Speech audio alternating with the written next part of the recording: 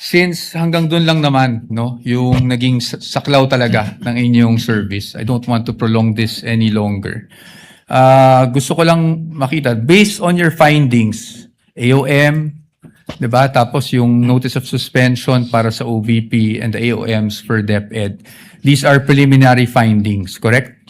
Yes po, kasi ni-require pa naman sa agency na mag-justify yung findings and submit the documents being sought po dun sa... Opo. At based po dito sa findings ninyo, wala namang pong expressly nakasulat na may misappropriation at this point.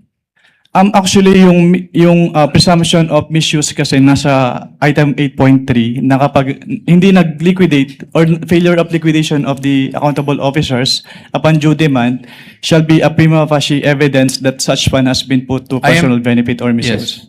But I am just asking for the response na meron po bang expressly nakasulat sa mga findings ninyo? Ask and answer, Your Honor. It is in That is a 8.3. presumption po. So hindi Opo. kailangan isabihin. May expressly po ba na nakasulat na may ni isang kusing na napunta sa bulsa ng Vice Presidente? Ask and answer, Your Honor. This...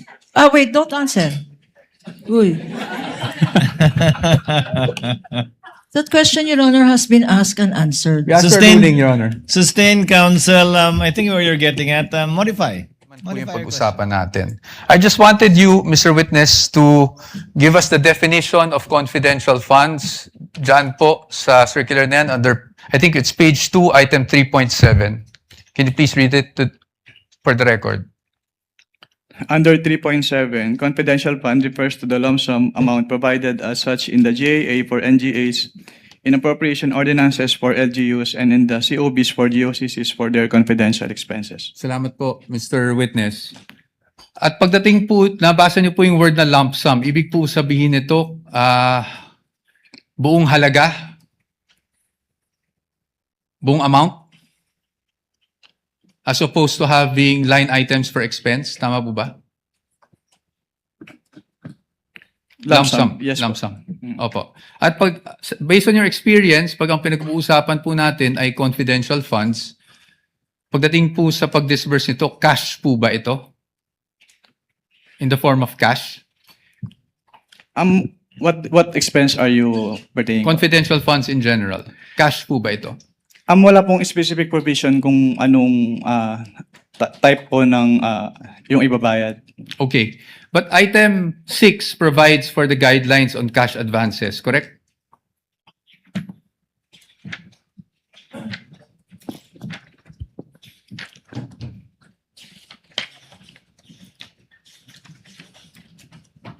Based on this document po, yes po. Yes po.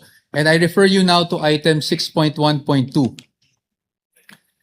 Diyan po, sinasabi po ng provision na yan na ang maari lang mag-avail ng cash advance pagdating sa confidential funds ay ang isang designated bonded special disbursing officer or SDO, or kung wala mang ganong designated SDO ay ang head of agency, correct? Yes po. At kanina po, sabi nyo, binasa nyo bawat pahina noong mga sinabmite sa inyo ng DepEd at OVP for their liquidation reports. Tama po ba? Yes po. At you would be aware na ang STO po para po sa OVP ay si Ms. Gina Acosta. Tama po ba? Based on the documents submitted, yes po. Yes, thank you. At pagdating naman po sa DepEd, Mr. Witness, ang SDO po ay si Mr. Edward Fajarda. Tama po ba? Based on the documents submitted po, yes po. Yes. So based on that, tama rin po ba na sila ang maging payees ng mga cheque na inilabas ng DepEd para sa cash advance? Yes po. Tama po. At sila, tama rin po na silang nag-encash ng mga cheque dahil silang payee. Tama Yes po? Yes po. Yes. So they complied with 6.1.2, correct? What do you mean complied po? Complied with the requirements of 6.1.2 na ang SDO po ang kumuha ng cash advance at siya po nag-encash ng cheque. Your Honor, please misleading. That's not the only requirement in 6.1.1. 6.1.2, Your Honor. There are other requirements here. Can counsel be specific? I'm just asking, Because- Your Honor. This is a blanket he is saying, and so therefore, there is compliance here. I'm In asking. particular, Thank you. I appreciate po What does the... counsel for respondents say?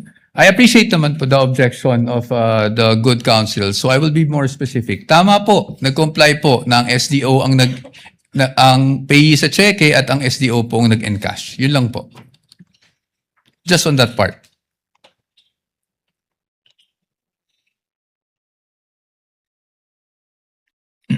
Based on the documents, si SDO yung payee ng cheque and yung nag-encash nung Okay. Thank you po. Now, I'll refer you to item 6.1.5 of the joint circular. Can you please read just the first sentence of that provision? cash advances shall be limited to the requirements for 3 months. Thank you, Mr. Witness. So, tama po bang pagkakaintindi ko na para sa cash advance at any one time, ang maximum na pwede mo lang ma-cash advance ay yung requirements mo para sa 3 buwan ng confidential operations. Tama Based po ba? on this provision po, yes. Tama po. At 3 buwan po is equivalent to 1/4 of a year. Tama po ba? Yes po. Okay. Now, base po dyan sa provision na yan, nakasulat na ang maximum amount ay para sa 3 buwan. Pero meron po bang provision dyan na nagbabawal na gamitin ito in perhaps 60 days? Wala po. Meron po bang nagbabawal na gamitin ito in 11 days? Wala din po. Kaya hindi po namin sinama sa findings namin yung 11 days na disbursement. It's just a statement of fact po on the AOM. Thank you for confirming that, Mr. Witness. Familiar po kayo bilang isang CPA sa accrual method of accounting? Yes po. Can you just, in simple terms, because I'm not even a CPA, just give us a glimpse kung ano ibig sabihin. Ano ba ang accrual method of accounting? Kapag sinabing accrual method of accounting, yung expenses ay nire-record upon incurrence, not upon payment. Opo. Okay. So, dito po ba, pwede po ba yung parang I'm just a simple-minded person? Parang buy now, pay later? Ganon? Wala po yan sa joint circular, so I am not authorized to It's okay. answer that question. I will leave it at that. Punta na lang po tayo sa liquidation. Sa liquidation po, under the joint circular, that's under 6.2.2, correct? Under 6.2.2, if I may just refer you to that provision, dapat po maliquidate o magsumite ng liquidation report ang isang agency na may confidential or intelligence funds within 30 days after the close of a quarter. Tama po ba? Tatlo po yung nakalagay dito, hindi lang po the 30 days after every quarter. Sige po, please enumerate for us. Under 6.2.2 of the joint circular, all cash advances for CF and IF shall be liquidated within 30 days after every quarter or from the approved target date of completion of the project or activity or after the cash advance have been fully utilized, whichever comes first in accordance with the procedures as stated po. Okay, thank you po. Ngayon po, papakita ko po sa inyo yung liquidation report na isinumite ng OVP for their 4th quarter confidential funds 2022. Maybe this time we could just ask our assisting counsel, Your Honor, to hand the document. Assisting counsel for the other side may also Prosecution. approach. Maaari niyo po bang matukoy kung anong date po na-receive ng COA ICFAO itong liquidation report ng OVP? Based on the transmittal letter po, January 17, 2023. January Maybe 17. Your Honor, for our understanding, what exhibit number? Sorry. counsel Thank you for referring to? reminding me, Your Honor. You're welcome. This is Exhibit D-1-4-OVP. This is the prosecution's P-1-11-A. No, I'm sorry. One?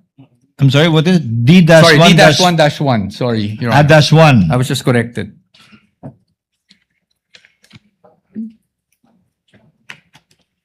Counsel, Your may Honor, proceed. for the record, this is not a common exhibit, Your Honor.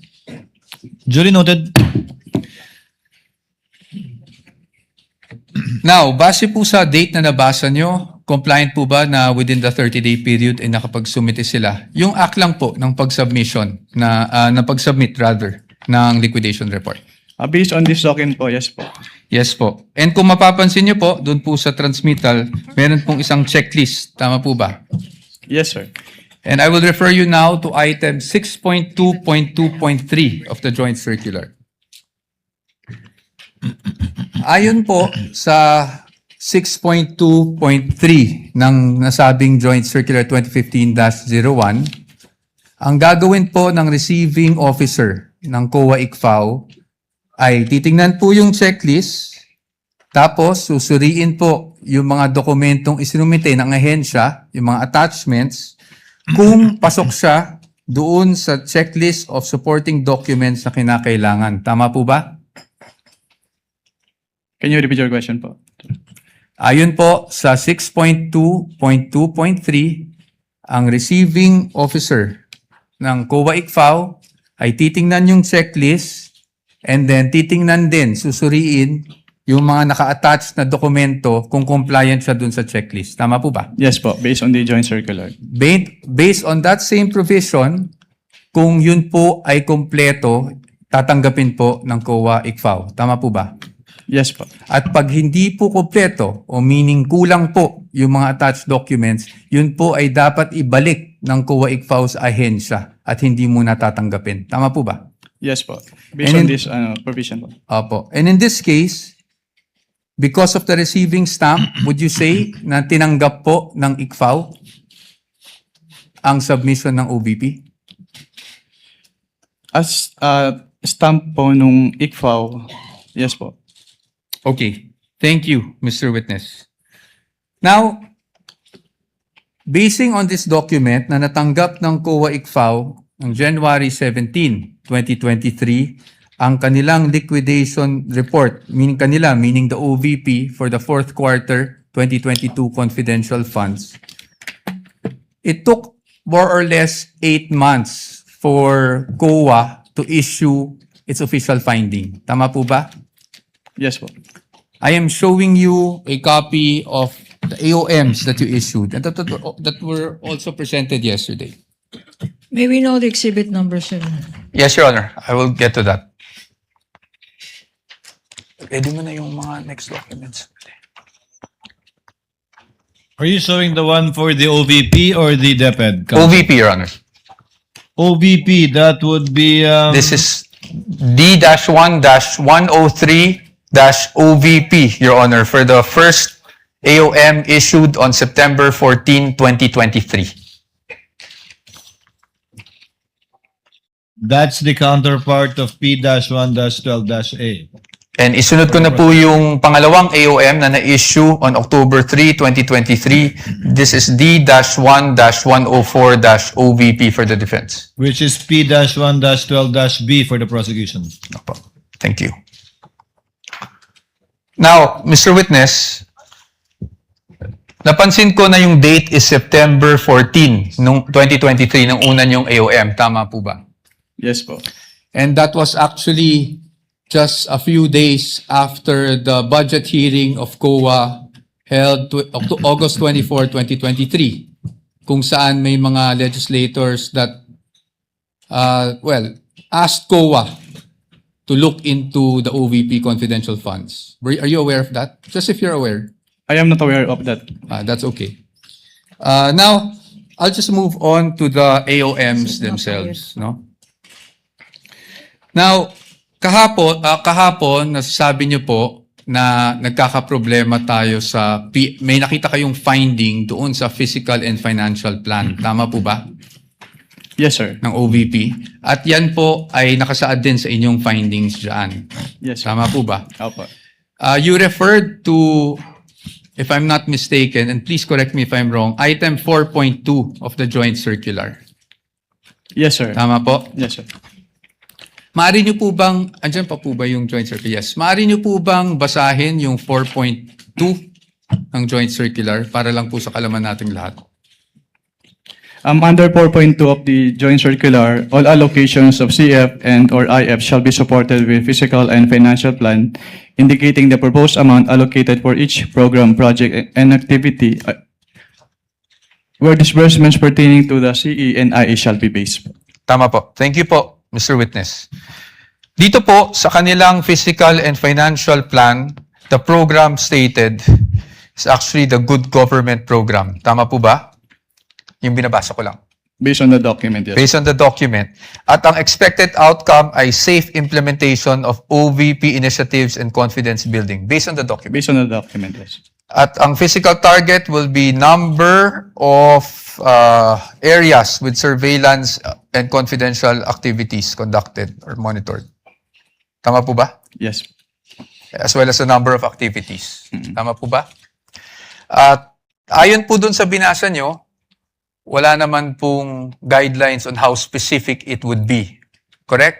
Well, nakalagay po kasi dito, dapat i-indicate yung each program, activity, and project na pagbabasihan ng disbursement ng CF. Apo. I won't argue with you. So basically, yung finding niyo po is based on your assessment as an auditor. Well, since it is a plan, dapat po naka-indicate talaga dito kung paano nila gagastusin yung kanilang confidential fund. That's okay. Yes, I'll accept that answer. Now, nabanggit nyo rin po na hindi po nag-submit ng DEPs and or document evidencing payment. Tama po? Yes, sir. At yun po ay inilagay nyo sa inyong AOM. Tama Yes, po? yes, sir. At nabanggit nyo rin po na sumagot ang OVP dito sa AOM na to. Tama po ba? Yes, sir. Opo. Tama po. At pagdating po doon sa sunod na step, which is the notice of suspension, tama po ba? Yes, sir. Would you agree with me Section. na hindi na po na-carry over yung issue doon sa fiscal and financial plan? Yes, sir. Yes. So, ibig sabihin, tinanggap nyo po yung explanation. Well, ang purpose po kasi namin kung bakit namin ni-require yung specific confidential activities dun sa PFP is para makita kung paano gagastusin noong OBP yung kanilang confidential fund.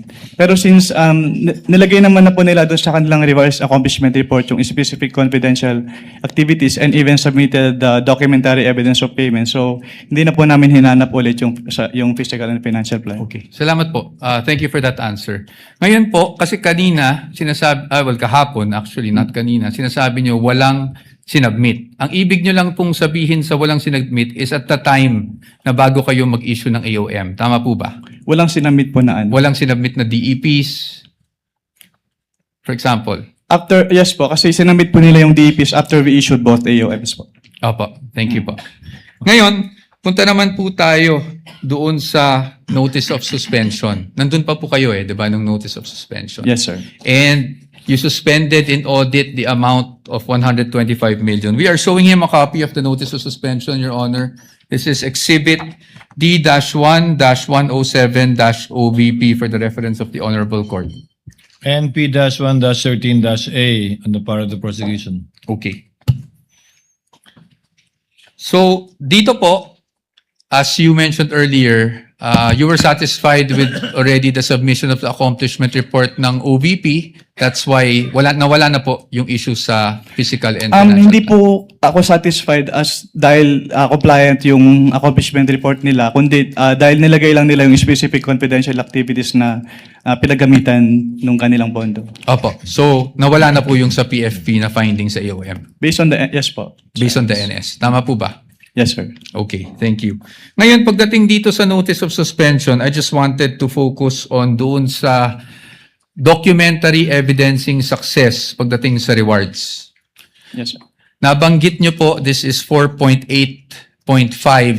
paragraph B specifically of the joint circular, correct? Yes, sir. And yun din po yung nakasaad dito sa notice of suspension na reference, meaning the provision of the JC. Yes, sir. Specified, yes. At nabanggit nyo rin po kahapon na wala pong guidelines specifically under 4.8.5 that shows how specific you should be in terms of the documents evidencing success. Tama Wala po po ba? akong na-mention na walang specific guidelines po. Ang sabi ko lang, hindi sinabi kung anong specific document yung hinihingi. May sinabi ko po kayong walang prescribed format, basically. Your Honor, please misleading the witness, to my recollection, did not say that. He said that in accordance with 4.8.5, these are the requirements, A, B, and C. And the submissions of the Vice President and the DepEd are not compliant, Your Honor. Can we With ask the for a indulgence of readback? counsels for the parties, Mr. Wamil, Base po sa guidelines, hindi tulad ng ibang mga format na sinasubmit na may pro forma na nasa annex nung 2015-1, wala pong pro forma na pag-liquidate sang-ayon sa na dokumento sang-ayon sa 4.8.5. Yes, Your Honor, based on this provision po. Yes. May ibang provision bang nagre-require ng specific na paraan? Wala na po, Your Honor. Ito lang Wala. po, 4.8.5. Thank you. Thank you, Mr. Witness. You may proceed, Counsel. Thank you, Your Honor. Now, pagdating po sa OVP, alam niyo po ba kung sumagot sila sa notice of suspension na ito within the prescribed period given under the notice of suspension? Sa notice, wala na po ako sa ICFO nung Wala na po nag-submit kayo. sila ng response. Okay po. So I will no longer ask you about that. Probably for another witness na lang po. Punta na lang po tayo sa OVP confidential funds for 2023. You confirm, Mr. Witness, na ang OVP confidential funds for 2023 ay nakapag-issue rin kayo ng AOMs for the first, second, and third quarter. Tama po ba? For the first and second lang po, kasi yung third quarter, nag-drop po ako and hindi ko na po naabutan yung issuance noon dahil nag-transfer out na po ako sa Okay. ICFO. Okay. At hindi na rin po alam kung, just if you're aware, kung sumagot ang OVP doon sa mga AOMs ninyo. Hindi na rin po alam yan. Yes, sir. Okay. Sige. Diretso na lang po tayo sa DepEd. Para hindi na po tayo tumagal. Sa DepEd po, nakapag-issue rin po kayo ng AOMs. Tama? At least for the first and second quarter nung nandun pa po kayo. Yes, sir. Apo. Tama po. Apo. And kanina po, pinag-uusapan po natin yung mga disbursement vouchers ng DepEd. Kung saan natukoy nyo doon na hindi compliant dahil MOOE yung nakasulat sa disbursement vouchers. Tama po ba? Naalala niyo po yun? Sinagot ko lang po yung tanong ni Attorney Lorna kanina. At ang tanong niyo, ang sagot niyo po, natatandaan niyo po ba yung sagot niyo? Ay MOOE siya at hindi confidential funds. Yes po. Now, Mr. Witness, I will show you a page of the General Appropriations Act. Can I have that copy?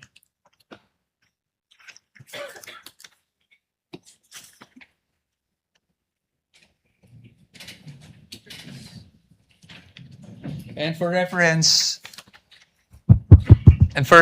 Your Honors, this is Exhibit D-1-14-DE, Your Honors. And D-1-42-DE for the defense. Counsel may approach the witness as well as counsel for the panel of prosecutors. Ito lang, ma'am. Titignan ko. So, dito po, sa page 376, volume 118, number 52, General Appropriations Act FY 2023, klarong-klaro po na ang confidential, intelligence, and extraordinary expenses is under maintenance and other operating expenses, which is the MOOE. Pero if I may clarify lang po kasi, Yes po. yung MOOE kasi is very broad. So Yes hindi po. lang confidential fund yung covered niya. Apo, we will get to that, Your Honor. Your Honor, please. DV. Saan nakasulat? Thank you. Kaya po dito, sa ating naging disbursement Your voucher, Honor, with due respect to counsel. yes, of With course. permission of Manifestation Attorney again in the Poa, yes. document. Again, this Observations document, and manifestations, counsel? Your Honor, this document violates the original document rule. First, it is a photocopy. It is not even a photocopy of anything that is certified, Your Honor. Although, under the original document rule, you can dispense with the presentation of the original. If you present the original first and then substitute a copy, because a copy, a photocopy, is now considered likewise, if properly authenticated, as an original. This is a scrap of paper, Your Honor. We don't even know. General Appropriations Act. Of who? Of which administration? And consisting of how many pages, Your Honor? This particular document, Your Honor, should not even be testified to because we don't know its provenance. For all we know, we don't know where this document came from. Your Honors, may I We comment? object, therefore, to this May document. we Your comment? Honor. What is the comment of Attorney Poa? Your Honors, the copy we are showing is actually a certified true copy of the Commission on Audit, certified by Davin E. Bakay. Your Honors. Certified true copy of the part of the GA? Yes, Your Honors. Anyway, Counsel, we will be ruling on the admissibility of these documents when the formal offer is made after the presentation of evidence in chief by the respondents. We submit, Your Honor, but as another observation, Your Honor, we are aware, I think counsel is aware, that if you produce and you ask questions on a portion of a document, then you are compelled to produce the whole document, Your Honor. We want this on file. Produce the whole GAA. For all we know, Your Honor, there may be provisions in that GAA which contradicts the provision he's saying. So he is compelled under the rules, Your Honor. In addition to the rules of admissibility, he is compelled to produce the whole GAA.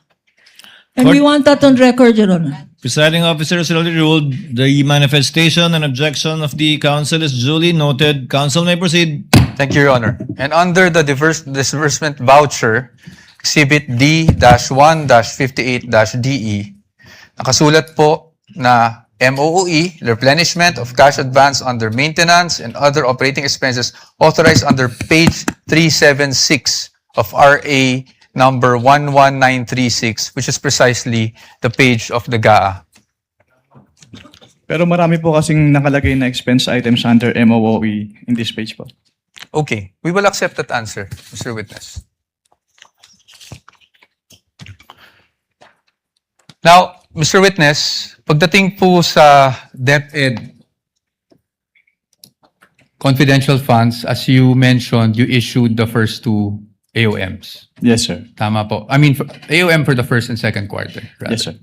Pero hindi nyo na po natanggap yung response. Hindi Kasi na- wala na kayo sa ICFAO. Yes, sir. But would you know, just curious, would you know kung ano yung present status nitong mga AOMs na to? Hindi po. I don't have personal knowledge about that.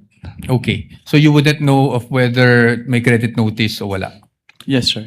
Oh, but since you're an auditor, ano po ang ibig sabihin ng credit notice para sa isang auditor? Kapag sinabing credit notice, yung document submitted ay already passed in audit na po. Opo, pass in audit, meaning allowed? Yes po. Allowed in But subject to the reopening of the audit later Opo. on po. Okay. Thank you, Mr. Witness. Ngayon, Mr. Witness, since hanggang doon lang naman, no, yung naging saklaw talaga ng inyong service, I don't want to prolong this any longer.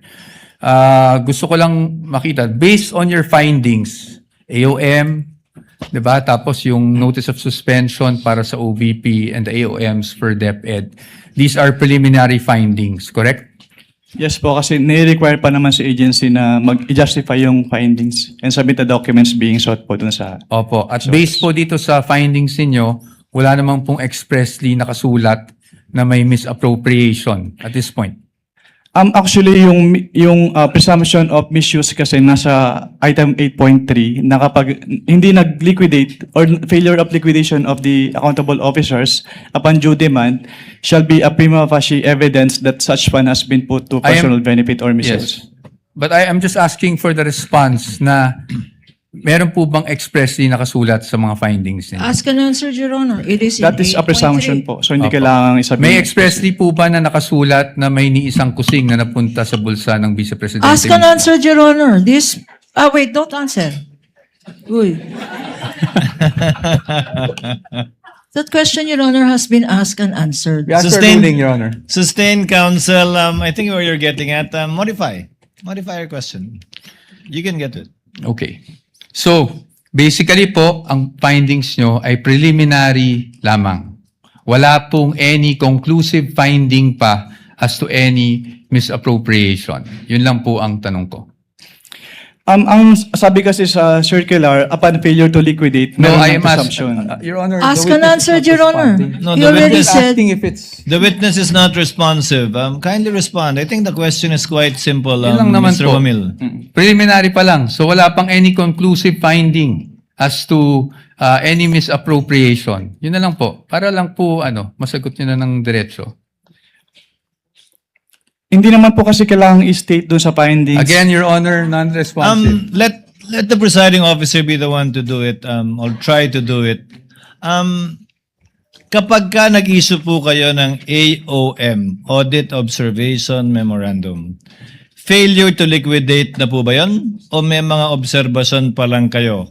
Kailan masasabing may failure to liquidate na? Pag may notice of disallowance na, notice of suspension, o AOM pa lang? Nakalagay po kasi sa joint circular, Your Honor, under 8.3, failure to liquidate by the accountable officer upon due demand shall be a prima facie evidence. Opo, again, Mr. Wamila, yung pag-issue niyo po ba ng AOM, pasok na sa failure to liquidate upon due demand o hindi pa po? Hindi pa po sa AOM, Your Honor. Kasi wala pong due demand sa AOM. Yes po. At masasabi mo rin bang wala pang failure to liquidate? O meron na? Pag sa AOM po wala, pero pag sa NS po, since meron ng first issuance which is considered as demand, so meron na po sa NS. So, As po siya. AOM wala pa. Pag NS, meron ng demand at Opo. meron ng failure to liquidate. Opo, since sa AOM po, nire-require na silang i-justify and i-submit yung mga documents na hindi nila na-submit. Pero sa AOM, wala pa nga ganun. Yes po, Your Honor. Okay. Counsel, your witness. Thank you. And lastly, gusto ko lang to ma-clarify. Of course, the witness was a state auditor of the ICFAO. So, recommendatory lang po ang function ninyo. Hindi po kayo nagde-decide pagdating sa, lalong-lalo na pagdating sa notice of disallowance. Tama po ba? Yes po. It's the function of the commission proper. Thank you. Thank you, Mr. Wamil, Attorney Wamil. I thank you for your patience. That is all for this witness, Your Honor. Thank Unless you, there's anything else. counsel for respondent.